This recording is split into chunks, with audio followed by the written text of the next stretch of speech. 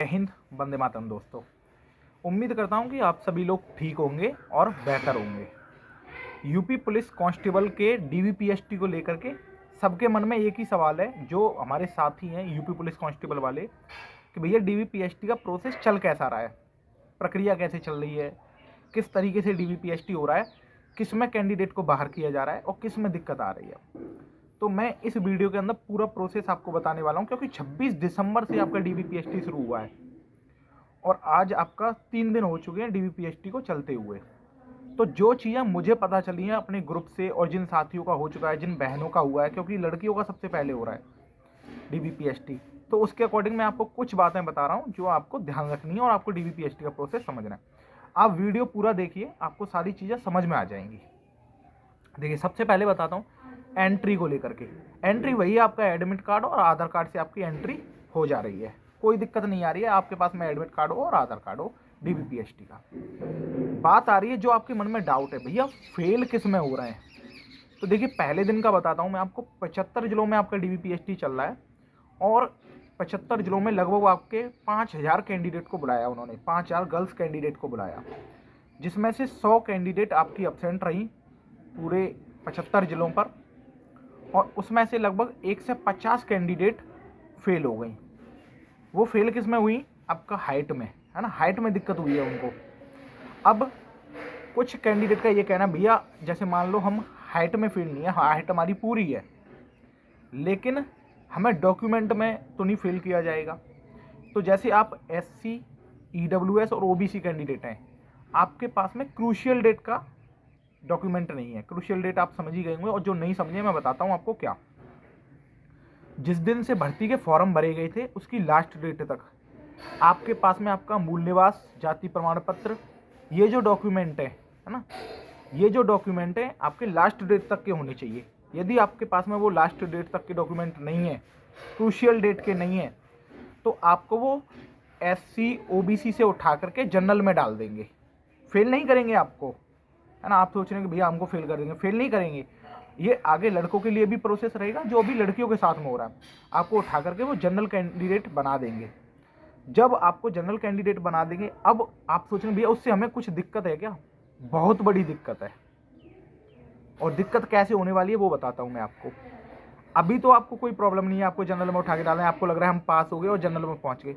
लेकिन जब मेरिट बनेगा, फाइनल मेरिट तैयार होगा, तो आपको फिर फाइनल मेरिट में जनरल के मार्क्स के अकॉर्डिंग ही कट ऑफ पार करना होगा। ठीक है, तो आप फाइनली सेलेक्ट होंगे, अन्यथा आप फाइनली सेलेक्ट नहीं होंगे, आप फाइनल मेरिट में आउट हो जाएंगे। जैसे अभी 214 मार्क्स पर कट ऑफ लगी है जनरल की और 198 पर लगी है ओबीसी की। तो ओबीसी वाले कैंडिडेट के मान लो 200 नंबर होते हैं, उसको उठा के जनरल में डाल दिया, तो जब अगली कट ऑफ जब बढ़ेगी फाइनल, तो वो 214 से ऊपर बढ़ेगी और आपके मार्क्स तो कम होंगे। आप तो ओबीसी के अकॉर्डिंग अपने आप को समझ के चल रहे हैं, तो ये दिक्कत आपके सामने हो सकती है। भर्ती बोर्ड ने ये एक जो ऑफिशियल नोटिस जो डाला है, डीवीपीएसटी कैलेंडर डाला, उन्होंने ये बता दिया है कि किस दिन हम कितने कैंडिडेट को बुला रहे हैं।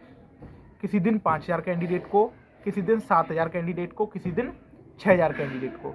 अभी 3 से 4 दिन और या 5 दिन पहले सप्ताह लड़कियों का ही डीवीपीएसटी चलेगा। लड़कियों की डीवीपीएसटी होने के बाद में फिर लड़कों का डीवीपीएसटी चलेगा। अभी जो रेशियो रह रहा है 2% के करीब आपका एब्सेंट रह रहे हैं और 3 से 4% आपके डीवीपीएसटी में फेल हो रहे हैं। लगभग 5% ऑल ओवर फेल का रेशियो चल रहा है लड़कियों में, जो आज यानी 26 दिसंबर को 5% रहा, आज वो 6% के करीब पहुंचा है। 5-6% ही फेल हो रहे हैं, ज़्यादा फेल नहीं हो रहे हैं। लेकिन एक बात आप ध्यान रखना, लड़कों में ये रेशियो बढ़ेगा, क्योंकि लड़कों में ज़्यादा फेल होने के चांस रहेंगे, क्योंकि हाइट को लेकर के बहुत दिक्कत खड़ी होगी और डॉक्यूमेंट में कट ऑफ पर इसका असर पड़ता है, क्योंकि डॉक्यूमेंट में जिन कैंडिडेट के मार्क्स अपनी कैटेगरी में, उसको उठा के जनरल में डाल दिया जाएगा, तो वो तो डायरेक्टली बाहर हो जाएगा। ये प्रभाव डॉक्यूमेंट का पड़ रहा है। यदि आपके किसी डॉक्यूमेंट में कोई मिस्टेक है तो आप एफिडेविट बनवा के ले जा सकते हैं। एफिडेविट आपका बहुत अच्छी तरह काम कर रहा है, आप ये बात अच्छे से समझ लें, अपनी तहसील से एफिडेविट बनवा लें, है ना। अब कुछ कह रहे थे कैंडिडेट, भैया रनिंग कब तक स्टार्ट हो सकती है? तो देखिए, मैं आपको जो चीज़ें बता रहा हूँ वो एक ऑफिशियली बेस के आधार पर बता रहा हूँ। एक अखबार की कटिंग वायरल हो रही थी, उस कटिंग में पहले दिन ही जो भर्ती बोर्ड के अध्यक्ष हैं राजीव कृष्णा सर जो हैं, उन्होंने बोला कि हम BBPST के साथ में ही रनिंग होगी, यानी कि लगभग आपकी 15 जनवरी से आपकी रनिंग स्टार्ट हो जाएगी। ये पूरे चांस है, क्योंकि जिन लड़कियों का DBPST हो गया, जिन बहनों का DBPST हो गया है, उनको एक लंबा टाइम मिल जाएगा 26 दिसंबर से लेकर के 15 तारीख तक। लगभग आपका ये समझ लीजिए कि 15 से 18 दिन मिल जाएंगे। तो उनका रनिंग का एडमिट कार्ड जारी कर दिया जाएगा और 15 तारीख से उनकी रनिंग स्टार्ट करा दी जाएगी। तो DBPST का प्रोसेस ये रह रहा है। यदि आपकी किसी मार्कशीट में दिक्कत है तो आपको बस इतना करना है कि आप एक एफिडेविट बनवा लें, आप उसके आधार पर जा सकते हैं DBPST देने। बाद बाकी कोई ऐसी प्रॉब्लम नहीं हो रही है। डॉक्यूमेंट में ज़्यादातर DBPST में कोई ज़्यादा फेल नहीं होते हैं, बस हाइट, एक हाइट की सबसे बड़ी दिक्कत है और एक वेट। हाइट में दो तरीके से किसी किसी सेंटर पर दोनों मशीन उपलब्ध है, आपकी डिजिटल भी है और मैनुअल भी है। यदि आप डिजिटल से माप रहे हैं, उसमें कम आ रही है, तो आप रिक्वेस्ट कर सकते हैं, अपील डाल सकते हैं कि भैया हमारी जो हाइट है वो मैनुअल से मापी जाए। आपको कोशिश करेंगे, यदि आपकी हाइट पूरी है तो आपको पूरी 101% लेने की कोशिश करेंगे, लेकिन एक्चुअल में ही कम होगी तो फिर वो डिपार्टमेंट कुछ नहीं कर सकता। डिपार्टमेंट बहुत ही सपोर्टिव भी है, बहुत अच्छा डिपार्टमेंट है। वेट की बात करें, लड़कों के लिए कोई वेट का प्रावधान नहीं किया गया, लेकिन लड़कियों के लिए वेट की डिमांड है। 40 किलो से आपका वेट कम नहीं होना चाहिए। यदि आपका 40 किलो से वेट कम होता है तो अभी मैंने कल एक DBPST रिव्यू में देखा कि एक बहन को फेल भी कर दिया गया है ना।